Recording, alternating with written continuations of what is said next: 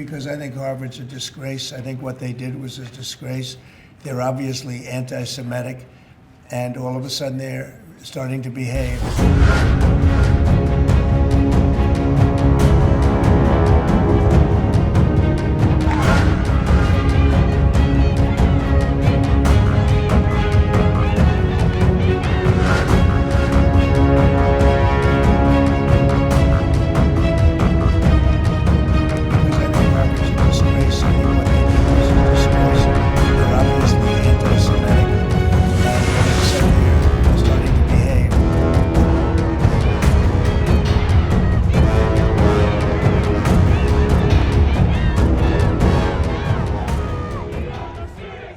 That was wrong. Why are you considering changing the tax status of Harvard?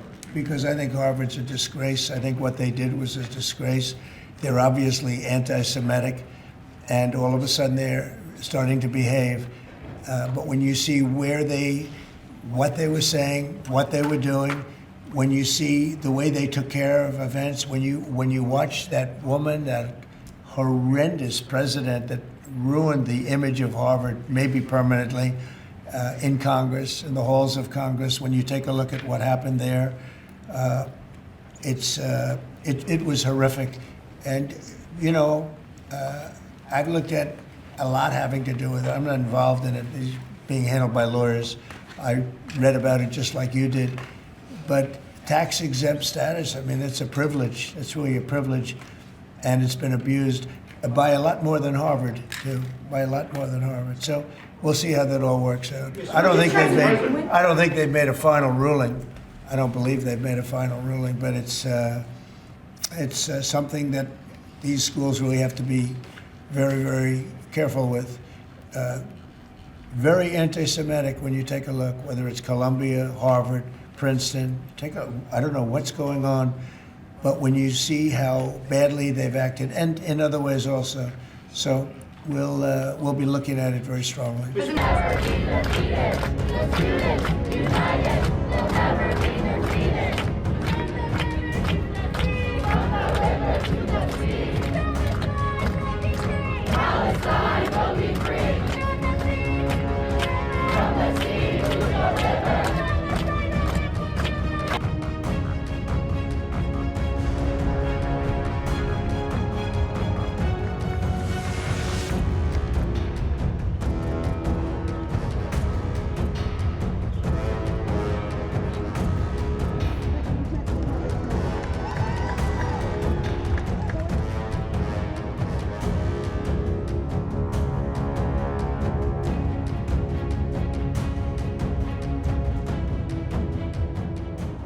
No one expected this to happen. No one expected me, no one expected Leo, no one expected all of us to be used as poker chips. No one expected us, all, again, proper stories, unique stories, beautiful in their own sense, to be used as negotiating tools between different administrations. Speaking here today comes at a great deal of personal risk for both me and Sial.